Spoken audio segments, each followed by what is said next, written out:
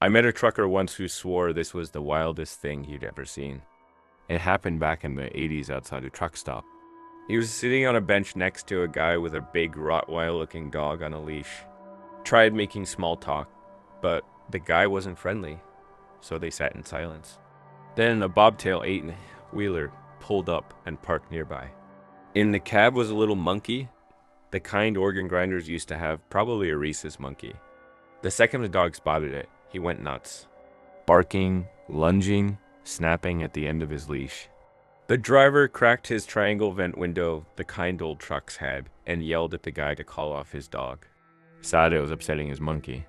The guy laughed and refused. Sad, he ain't bothering nobody. Even though that dog hadn't stopped barking since it saw the monkey. The driver gave one more warning. Said if the guy didn't get his dog under control, he'd let the monkey loose. The guy laughed harder. Said his dog would eat the monkey alive. That's when things got strange. The driver reached into the glove box and pulled out one of those small souvenir baseball bats. Handed it to the monkey, who took it like he knew exactly what to do. That monkey locked eyes on the dog like he was waiting for the bell to ring. The driver shouted, "Last chance." The guy let his dog off the leash. The dog charged the truck, barking like mad. And the moment the driver rolled down the window, the monkey leapt out like a rocket. It landed on the dog's back mid-leap, grabbed an ear with one hand, dug its feet into the dog's fur, and with the other hand, started wailing on that dog's head with the mini bat.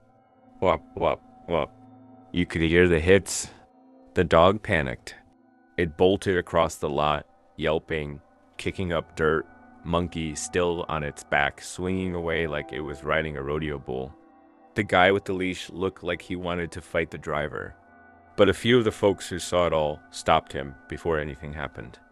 A few minutes later, the monkey came loping back, bat still in hand, hopped back into the truck through the open window like it had done it 100 times. The dog's owner went running off, yelling for his dog. My ride pulled up before I saw what happened next. I've seen a lot in my years, but nothing ever came close to that. That monkey didn't just win. It walked off like a champion.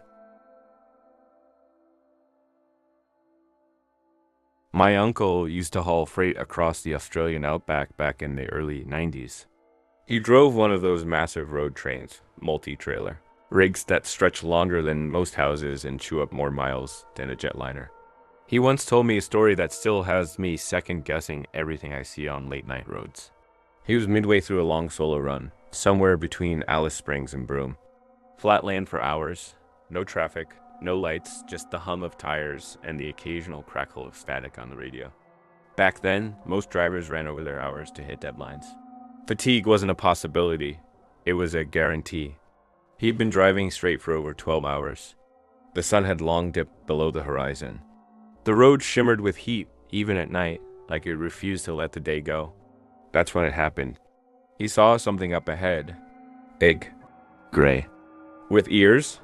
Standing dead center in the lane. He blinked, wiped his eyes. Still there. It was an elephant. In the middle of the outback. Moving slowly across the road, trunk swaying like it belonged there. He swerved hard, narrowly avoiding it. His rear trailers fishtailed in the dust, but by some miracle, he kept the rig upright. When he stopped, heart racing, he jumped out of the cab expecting to see something. But there was nothing, just the endless stretch of road and stars overhead. He trucked it up to exhaustion. Hallucinations were common out there. Guys saw shadows, kangaroos turning into people, entire buildings that weren't real.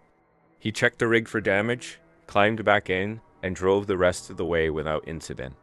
Late, but safe. After a quick unload, he grabbed a coffee, stretched his legs, and started the return trip the next day. Same road. Same silence. He was about an hour into the return leg when it happened again. Out of the dark, another elephant stepped onto the road. Same size. Same pace. Same gray swaying shape. But this time, he didn't swerve. He gripped the wheel, locked his jaw, and figured, no more ghost elephants. I'm not falling for it again. And he drove straight through. Except this one wasn't a ghost. He hit it full on. The rig slammed to a stop in a mess of twisted metal and dust. The front cab was crushed. The trailer's jackknifed. He climbed out, shaken but miraculously unharmed, and there it was. A real elephant, dead. Turns out a traveling circus had passed through the area 2 days earlier. One of their animals had escaped and wandered off. No one knew it was still out there. He didn't make it back home that day. Didn't even make it to the next town. He said from that point on, no matter how tired he was or how strange something looked, if it showed up on the road, he swerved. Even if it was a purple giraffe wearing a hat, he swerved. My mom's been trucking for most of her life. One stretch through northern Arizona gave her a story she still won't tell without shivering. She was driving late in the day desert, fading into high pine country, when she noticed what looked like leaves blowing across the road up ahead. The wind kicked them up in small bursts. They tumbled in unpredictable patterns, dark shapes skittering across the pavement. At first, she thought it was strange. Pine trees don't shed leaves like that. And it wasn't the right season for falling foliage. She figured it was maybe debris, or even ash from a fire out in the distance. But as she got closer, she realized something was very wrong. They weren't leaves. They were moving, purposefully, in clusters. She slowed the truck when the first few hit the windshield and scattered across the hood. Her stomach dropped. Tarantulas. Dozens. Then hundreds, then thousands, migrating across the highway. In one slow, crawling, determined wave. By the time her rig was deep into the mass, her tires started to slip. Not from ice or water, but from spider guts. So many tarantulas were under her wheels that it coated the rubber in a slick film. She eased off the gas, hands tight on the wheel, trying to keep control as the truck slid slightly on the mess. There was nowhere to go but forward. They covered the entire road. There wasn't a patch of asphalt in sight after what felt like miles. She finally made it to a truck stop, shaken, hands still gripping the wheel harder than she meant to.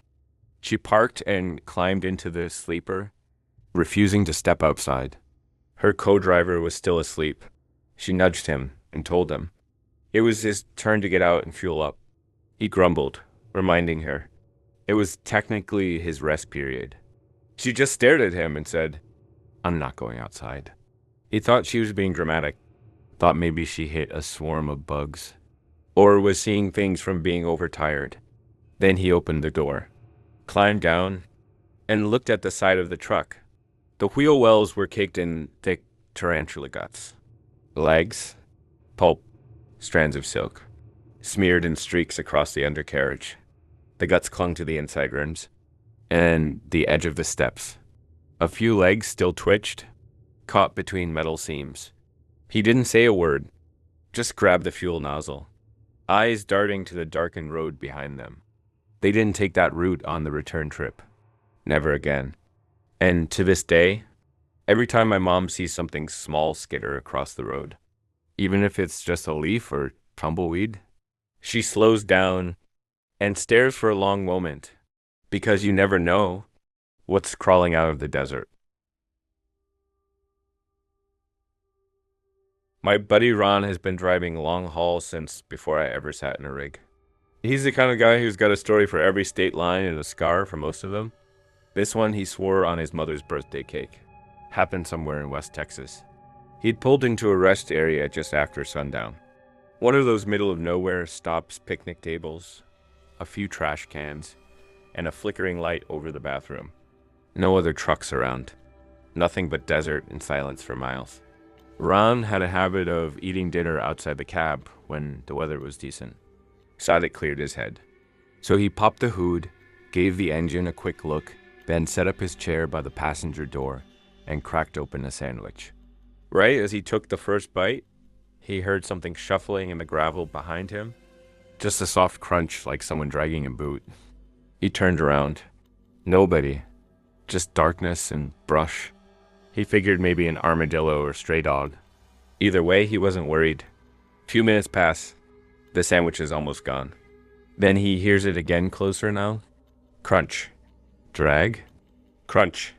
Ron stands up, squints into the dark, and shines his flashlight toward the edge of the rest area. That's when he sees it. A massive porcupine. Not just big huge. The size of a dog waddling toward the truck. It's got a weird limp, like its back leg doesn't quite work. And it's not scared. Not one bit. Ron just stands there, watching it, half amused, half concerned. He doesn't move. The porcupine shuffles past the trash can, noses around a bench, then climbs up onto the front step of the truck like it's done it before. Ron yells, "Hey, shoo," claps, stomps. Doesn't matter. It climbs the cab and disappears under the hood. Now he's concerned. Last thing you want is an animal near your wiring? So Ron grabs a broom, props open the hood, and starts poking around. No sign of it. He taps the engine, bangs the side, flashes light near the radiator. Still nothing. Then he hears scratching. From the back of the cab. He checks the catwalk, looks under the trailer, still no sign. It's like it vanished. Ron's not the superstitious type, but that moment gave him goosebumps. Eventually, he shrugs, closes the hood, locks the doors, and settles in. Around 2 a.m., he wakes to grinding metal. Like chewing. He jumps up, throws the hood open, and finds the porcupine wedged near the firewall, gnawing on his wiring harness like candy. Ron freaks, grabs the broom, tries to poke it loose. Nothing. It hisses, flares, quills, and keeps chewing. Took over an hour to get it out. He called a local roadside guy who'd seen this before. Apparently, porcupines crave the salt on some wiring. It's common in remote areas. Costs around a day of downtime, a few $100 in repairs, and a healthy respect for oversized rodents. Now, whenever he parks overnight in the open desert, he checks under the hood. Every time. Because out there, it's not just the roads that bite. Sometimes, it's what crawls into your engine while you sleep.